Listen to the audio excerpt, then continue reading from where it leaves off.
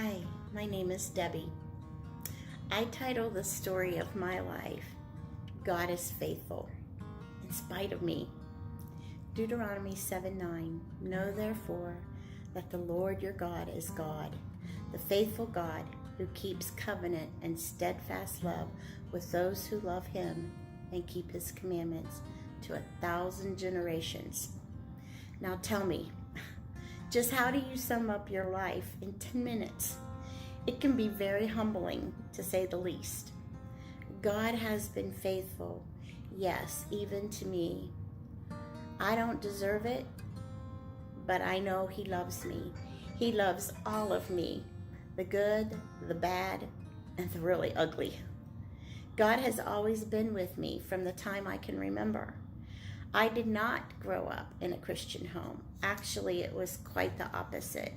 I had the fortune of 3 elderly sisters who lived behind our home, who faithfully took me to church.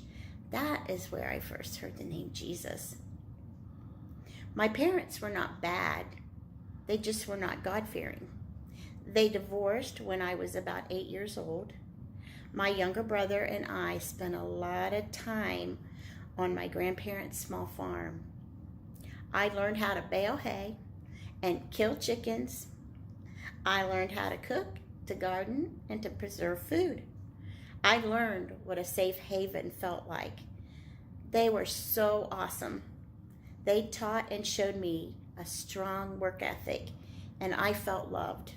God was faithful. My mom remarried, and we moved 60 miles away from my safe haven to Marysville, where we knew no one. My stability was shaken, but sure enough, God showed his faithfulness to me.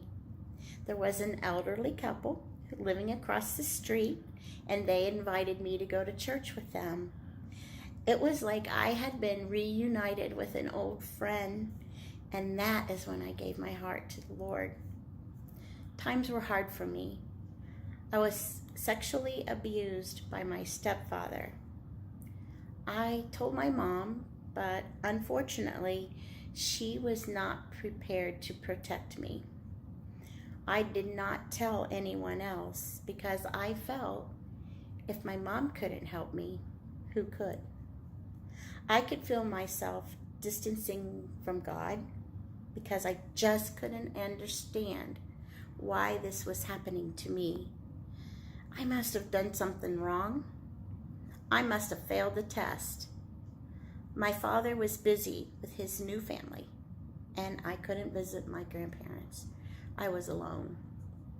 I became very bitter, but determined at that time to get myself out of this situation. My mom and her husband were involved with their work and their drinking. I didn't want to bring any friends over. I was a loner. Actually, I'm still a loner. At that time, in the early 70s, there was no Me Too movement. No one could know. I couldn't go to college because I had no way to finance it, and quite frankly, no guidance or support. I had a good job, and I was building my business skills. I married when I was 20 years old and had my son Jeffrey when I was 21. 5 years later, our daughter Jennifer was born. We were young. We were running the family business called Cases Sewing Center. We were that perfect family. You know, the one that has 2 kids, a dog and a cat on the corner lot. We were going to church. We were youth group leaders, and we worked and we worked and we worked. And that caught up with us. We started disconnecting, and we kind of grew up, and we didn't ask for help.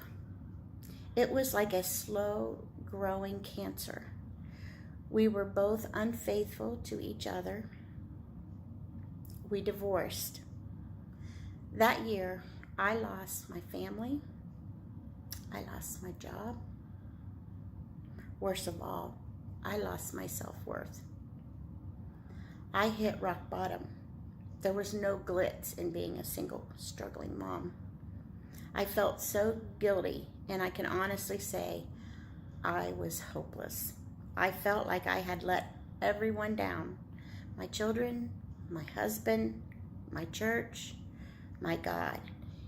I wanted to die, literally. 4 years after my first divorce, I remarried, but again, for all the wrong reasons. It didn't take long for reality to sink in. I had prayed, and I thought I had God's permission to do this. Maybe not. My second husband was a Vietnam War veteran with many issues that he was dealing with. I soon found out that his occasional social drinking was actually a disguise to his full-blown alcoholism. He actually pointed a gun at me and told me I would be better off dead than alive to him. God was faithful. He allowed me to be removed from my home by my work sending me to Canada to live for 8 months. My daughter lived with her dad during that time, and my son was attending a technical school in Chicago. We were all safe, and I had 8 months to get myself situated and permanently removed. We divorced in 2000 after 7 years of marriage. I started going back to church and back to God. I realized he was not the one who left. He was always there. God never leaves us. Matthew 28:30. God provided me with a job that allowed me to financially support my children and to help support their continued education, providing a home and many life experiences and opportunities to learn and to travel the world. He provided opportunities for this lady who has no college education to be promoted to leadership positions at Honda. He taught me how to be humble, and he revealed to me my gift of compassion and hospitality. My children grew up to be wonderful adults, and I always joked that they were finally working and they had their own benefits, they were paying their own bills and not living with me. I have 3 wonderful grandchildren who are the love of my life. 5 years ago, my son Jeffrey, who was 35, left this earth from a brain aneurysm. It was unexpected. I suddenly knew how Mary must have felt as she watched Jesus die. My world bottomed out, but I didn't have that same feeling of hopelessness. God kept whispering to me that he was in control and that he had plans and that his plans was far greater than anything that I could fathom. I was living in Mexico at the time, working for Honda. I was by myself in a country where I couldn't speak the language. God gave me the opportunity to live the words, when God is all you have, God's all you need. He never discredited my feelings that a mother losing a child is horrific.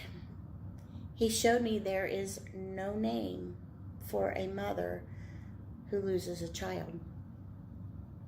If you are a spouse, you become a widow or a widower. If you lose your home, you're homeless.